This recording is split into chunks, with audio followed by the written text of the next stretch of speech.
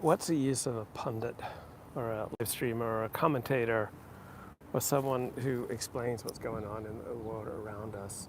Right? There's just so many complications around us that it helps to have someone who can give you a model for understanding what's happening, who can take buzzing confusion and simplify and clarify it. So, for example, during all the Russiagate controversy with Donald Trump, whenever I try to study that issue, I just get a headache.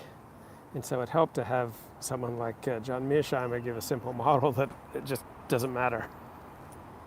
Like, okay, I really tried to understand Russiagate and the Russia collusion accusations against Donald Trump, and it was the obsession with the news media, but it just had no importance, and had to turn to a political scientist like John Mearsheimer to explain it. So climate change, incredibly complicated topic, right? Like what to make all the different competing claims.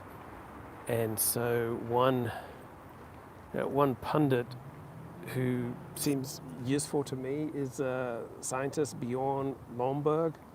I just don't know enough if he's good, but from the tiny little bit that I know, he seems to provide a little bit of clarity and a sense of proportion to this incredibly difficult, challenging, complicated matter. Now, a pundit or a live streamer or a stand-up comic or radio personality or a columnist, I think they're important to the extent that they can help you to see things that you otherwise wouldn't see. So guys, if indeed we're in the middle of a non-shooting civil war here in the United States, like someone like Dennis Prager, it's very important to bring that to the forefront of our attention. Guys, we're in the Civil War.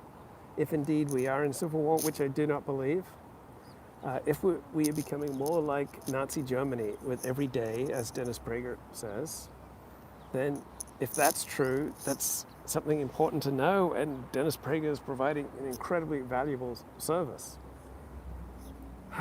But like a good comic, right, they help you to see all sorts of things that are happening in life that you couldn't quite put your finger on. So Steve Saylor is useful as a pundit. Like, why do some minority groups or sexual orientation groups, like why do they get more Pokemon points than others? And so when you have a clash between, say, lesbians and male to female transgenders, like how come the male to female transgenders generally win and the lesbians are the bad people? Like, how do you know which groups have the most Pokemon points, so that when there's a clash between different groups, you know who's going to win according to the powers that be, according to our institutions and conventional mainstream news media? So Steve Saylor is just invaluable. How has the world changed since George Floyd? All right, we've had an astronomical increase in murder and in driving deaths and pedestrian deaths, as we have incentivized the police to step back from policing. Right, so Steve Saylor presents this really simple explanation, which is just far more useful and powerful than all the other competing explanations for what's happening with the world around us. So I think I get more wisdom, more profundity, like more useful explanations, more sophisticated, top-down models for how the world works from Steve Saylor's blog than any other source. So then the other thing that a pundit or a personality, a comic, a public figure, a public intellectual can do is they can give you more sophisticated bottom-up models to help you understand what's going on inside of you. So I've been doing a lot of research on anxiety, and there were some great Doc Snipes videos, so DOCSNIPES, Doc Snipes YouTube channel on anxiety, that anxiety is basically we're in fight, flight, freeze, and we have this elevated response to threat, and when our anxiety is debilitating, we have an elevated response to threat that's out of proportion to the reality of the situation that we're in. And she made some really simple explanations that helped me understand anxiety. So I got more sophisticated bottom-up models to understand myself. So that was really helpful. Then there are people who just embody a calm or an ease or just a more adaptive approach to life.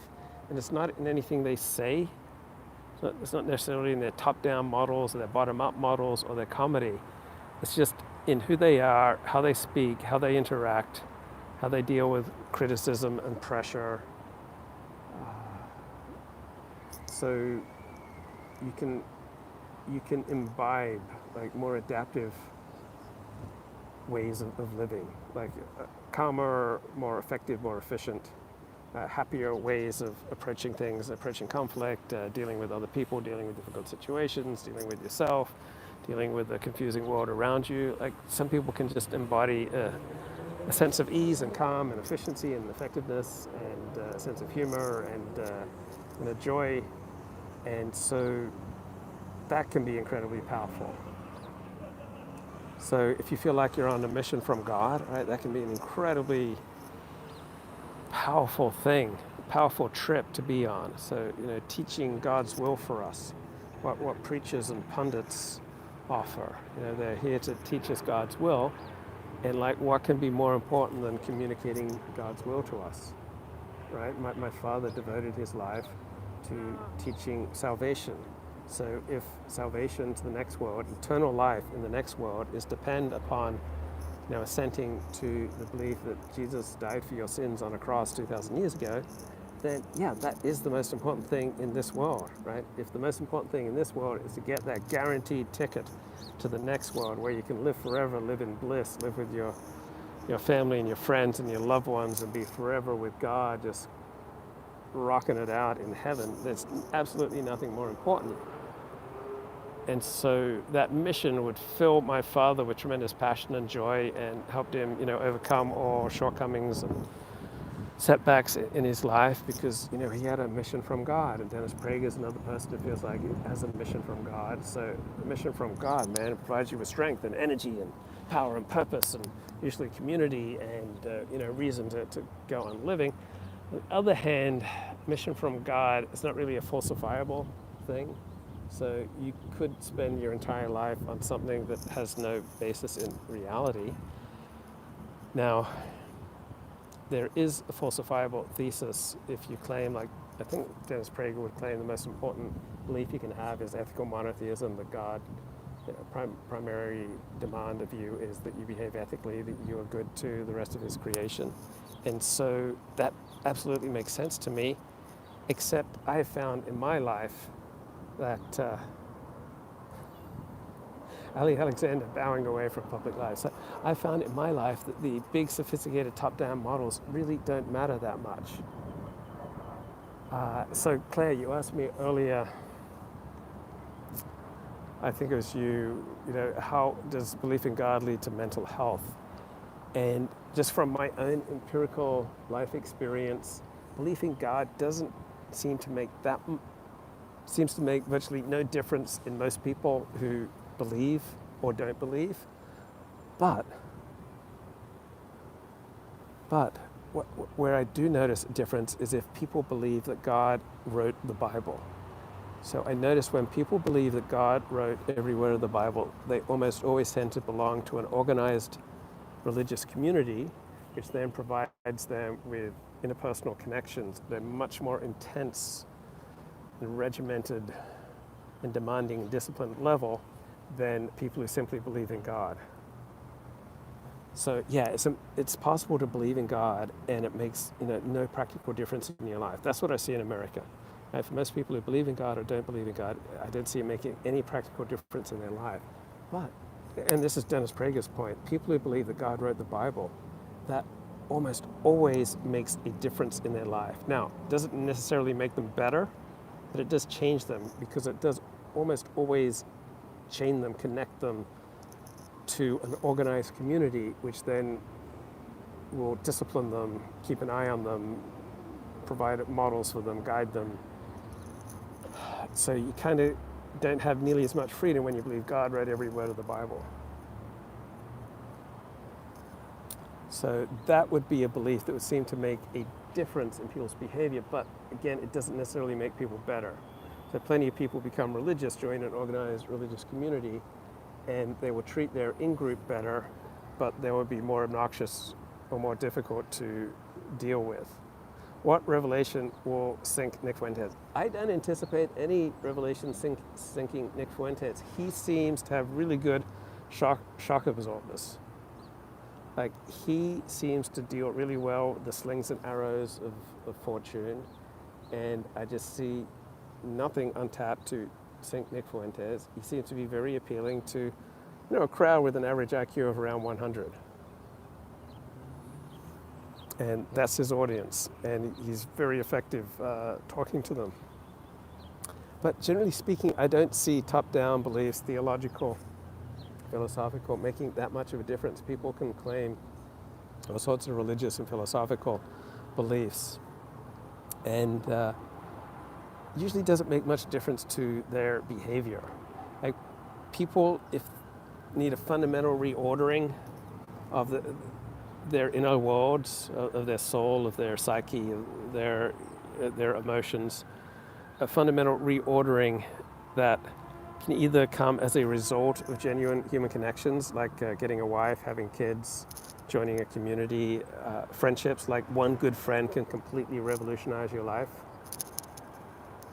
Or people can go through some sort of transformative experience, such as a 12-step program or good therapy, learn to feel more at ease with themselves, and then out of that, they become more at ease with other people, and then start adding in more concrete human connections to their life and community and friendship, and then they get passion, meaning, purpose, and genuine, pro-social excitement and commitments.